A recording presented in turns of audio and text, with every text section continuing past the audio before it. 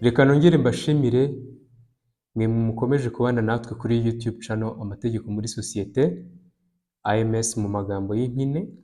Nk'uko mumaze kubimenyera, tubafasha gusobanukirwa ndetse no kumenya amategeko y'u Rwanda ku buntu nta kiguzi. Nk'uko mumaze kubimenyera, njye ubaha iki kiganiro, amazina yanjye ndi Cyubahiro Elvis, nkaba ndi umunyamategeko. Nkaba nkufasha gusobanukirwa ndetse no kumenya amategeko y'u Rwanda. Nkaba nanagushishikariza gukanda subscribe no kuri iyo ya notification kugira ngo ujye ubasha kubona ibiganiro ndetse ubibone mu wa mbere.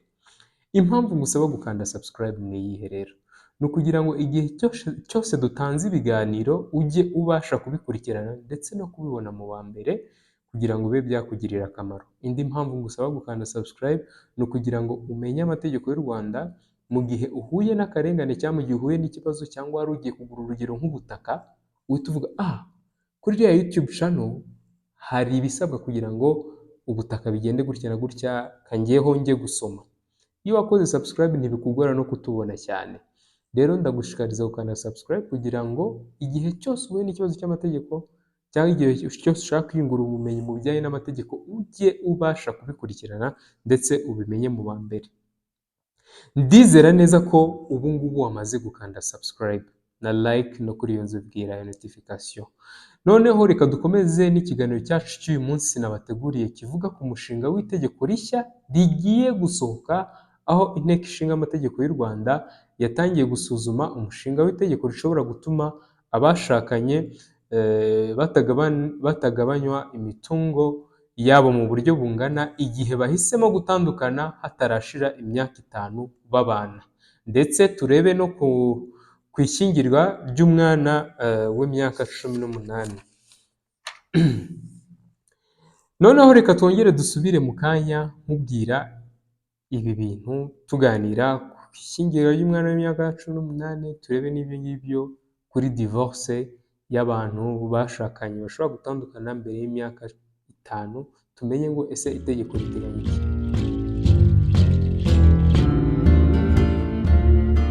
Murakoze. Reka nongere mbashimire mwe muri kumwe natwe muri iki kiganiro. Nk'uko nabibabwiye, kivuga ku mushinga w'itegeko ugisuzumwa n'Inteko Ishinga Amategeko.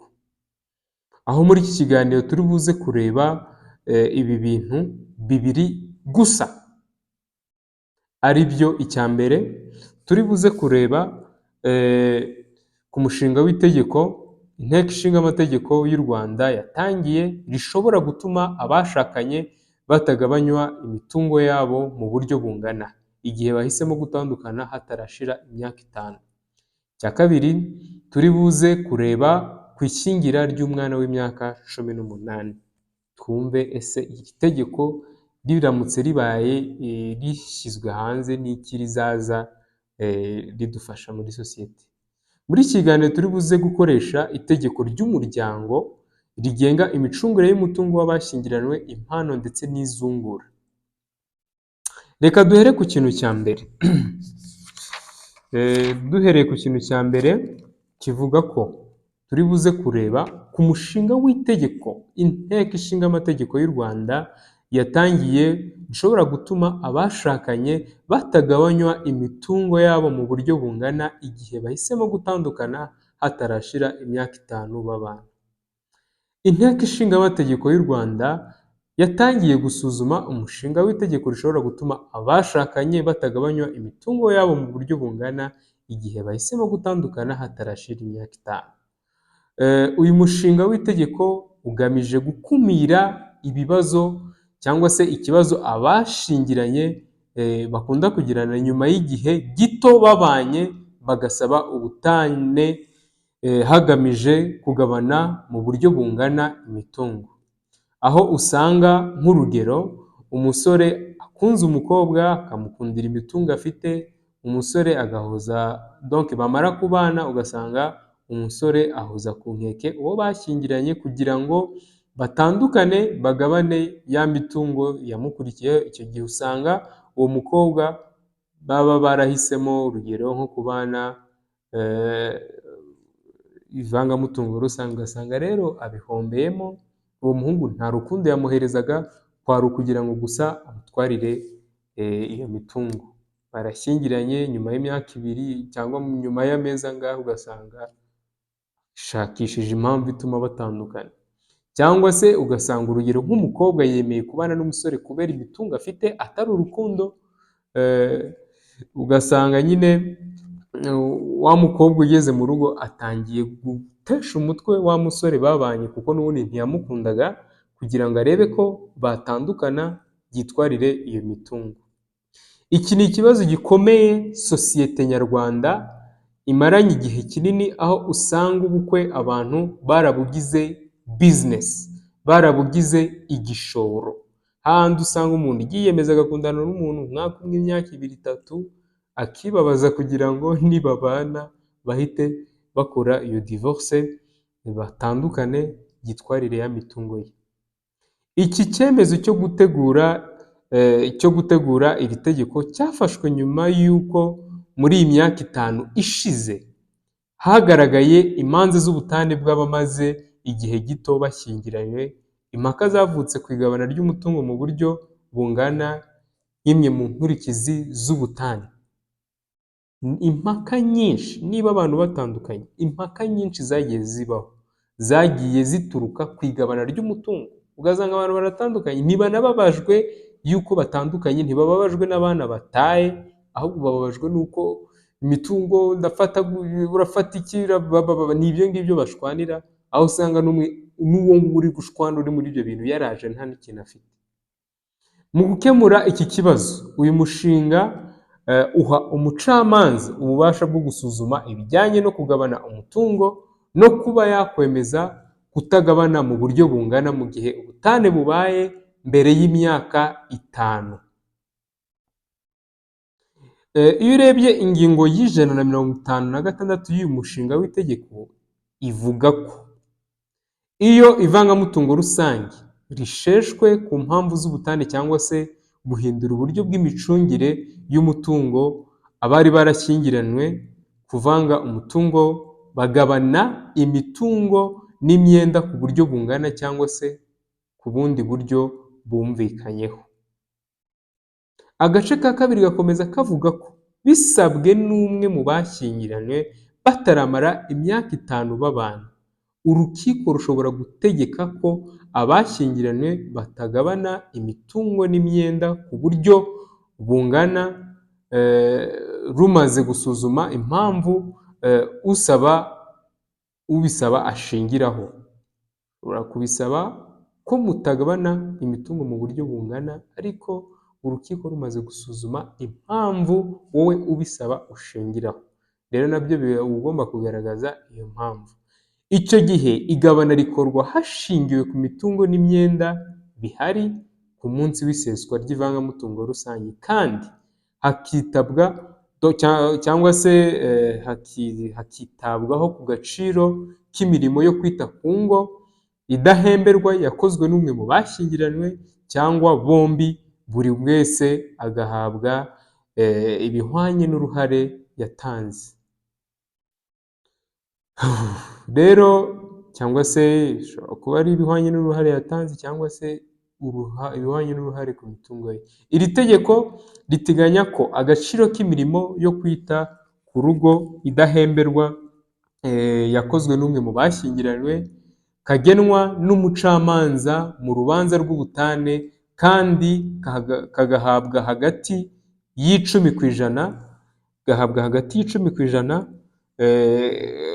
39% by'umutungo babonye kuva batangiye kugira batangiye kubana.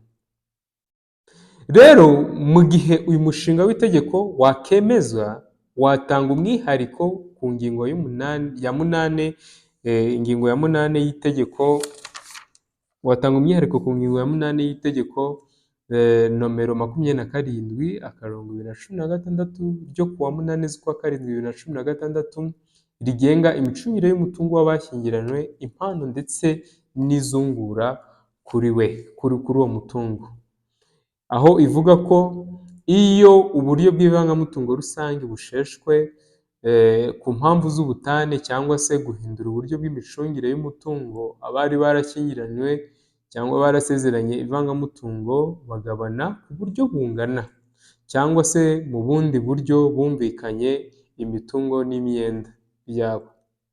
Bashobora no kubyumvikana mu bundi buryo bwabo bakaba babigabana. Rero iyo urebye raporo y'urwego rw'ubucamanza mu Rwanda, raporo y'urwego rw'ubucamanza mu Rwanda usanga yerekana ko mu mwaka wa 2022 no mu mwaka wa 2023 inkiko z'u Rwanda zemeje ko gatanya za burundu zabaye 375 zatanzwe ku bashakanye byemewe n'amategeko. Uyu mwaka w'ubucamanza watangiye muri Nyakanga muri 2022 usozwa muri Kamena 2023. Rero urwego rw'ubucamanza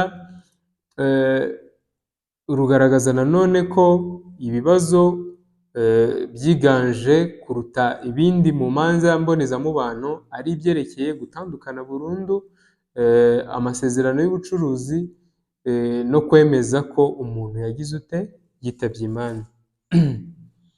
Muri raporo zitandukanye bigaragaza ko umubare w'abasaba gatanya wazamutse vuba. Nko muri 2016 uyu mubare wari hasi kuko muri uwo mwaka hakiriwe ibirego 21, muri 2017 biba 69, naho muri 2018 biba 1311. Muri 2019 imiryango 8941 yemerewe n'inkiko gutandukana nk'uko byatangajwe muri raporo y'ikigo cy'igihugu gishinzwe ibarurishamibare NISR, mu gihe muri 2020 inkiko zakiriye ibirego 3213 bijyanye na gatanya. Raporo y'ibikorwa by'ubucamanza yo muri 2021 kugeza muri 2022 igaragaza ko ikibazo cyari cyiganje kuruta ibindi mu manza mbonezamubano ari ugutandukana burundu kw'abashakanye. Muri uwo mwaka abatandukanye abatandukanye muri uwo mwaka bagera nko kuri 3322. Zimwe mu mpamvu zituma abantu batandukana cyangwa se bemererwa gutandukanwa zirimo ubusambanyi, guhozwa ku nkeke, guhohoterwa n'uwo mwashakanye, guta urugo hagashira amezi 12 cyangwa se kutabana hagashira imyaka 2. Izo ni zimwe mu mpamvu ziganje kurusha izindi zituma habaho iyo gatanya. Agace iyo urebye ingingo y'156 y'uyu mushinga w'itegeko ivuga ko iyo ivangamutungo rusange risheshwe ku mpamvu z'ubutane cyangwa se guhindura uburyo bw'imicungire y'umutungo, abari barashyingiranywe bavanga umutungo. Abashyingiranywe iki gihe bari bashyingiranywe bavanga umutungo mu buryo bwa rusange, abari barashyingiranywe bavanga umutungo icyo gihe ku buryo bungana cyangwa se mu bundi buryo bumvikanyeho. Agace ka kabiri gakomeza kavuga ko bisabwe n'umwe mu bashyingiranywe bataramara imyaka 5 babana, urukiko rushobora gutegeka ko abashyingiranywe batagabana imitungo n'imyenda ku buryo bungana, rumaze gusuzuma impamvu usaba icyo kintu ashingiraho. Ku rundi ruhande rero, umushinga w'itegeko rigenga abantu n'umuryango uteganya ko nubwo imyaka yo gushyingira, ubwo ni ikindi kintu cya kabiri tugiye kureba kijyanye nabizi hano hanze abantu bagiye bakira kino kintu mu buryo butandukanye, cyo kuvuga ngo umwana w'imyaka 18 ashobora kuba yashyingira. Abantu benshi babyumva mu buryo butandukanye, bamwe bakavuga ngo byaba byiza, abandi bakavuga ngo byaba ari bibi. Ku ruhande rwanjye njyewe numva ko iki kintu cyaba ari ikintu cyiza, mbaza ngo nshingiye ku ki?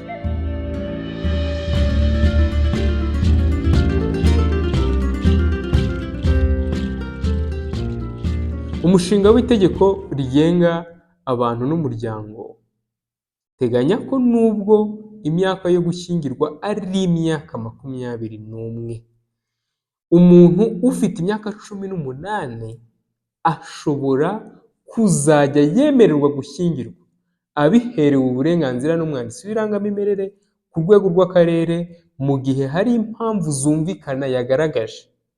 Ntabwo iri tegeko rizaza rivuga ko nibaramuka baryemeje, ntabwo rizaza rivuga ko umwana w'imyaka 18 yemerewe gushyingirwa. Rizaza rivuga ko bitewe n'impamvu zumvikana yagaragaje ashobora kuba yashyingirwa, kuko n'ubundi murabizi neza ko itegeko rivuga ko umwana w'imyaka 18 aba yabaye umuntu mukuru.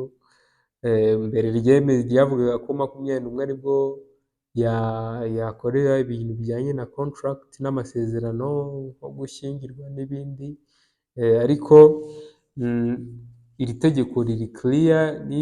Niramuka ryemejwe, uyu mushinga w'itegeko numara gushyirwa mu bikorwa, nzabagezaho ikiganiro cyimbitse kibasobanurira icyo itegeko riteganya cyangwa se rivuga, ndetse mbabwire akantu ku kandi kuri iri tegeko niriramuka ryemejwe. Ntabwo riremezwa, ariko ni itegeko ryatowe, kandi ntekereza ko abadepite bakiri kubyigaho. Isaha n'isaha ushobora kubona rigisohotse hanze. Mu gusoza, reka nsoze mbashimira mwe mwabanye natwe muri iki kiganiro, mbashishikariza kuzakurikira ibiganiro ndi kubategurira, mbibutsa ko nanone niba utarakora subscribe, byaba byiza ukoze subscribe kugira ngo ujye ubasha gukurikira ibiganiro byacu ndetse ubibone mu ba mbere. Ubaye wifuza gutanga ubuhamya, wanyandikira kuri iyo nimero iri hasi. Ubaye wifuza gutanga inyunganizi, wanyandikira kuri iyo nimero yanjye iri hasi. Ubaye wifuza ufite nk'ikibazo kijyanye n'amategeko, wanyandikira nkagusobanurira. Hari nk'ibibazo bikugoye twaganiraho nkaba naguhereza inama, cyangwa se ubaye wishimiye iki kiganiro wakandika muri comment, ukandika ibyo twazongeramo cyangwa se ko bitewe n'ikibazo ufite. Murakoze cyane, mugire icyumweru cyiza.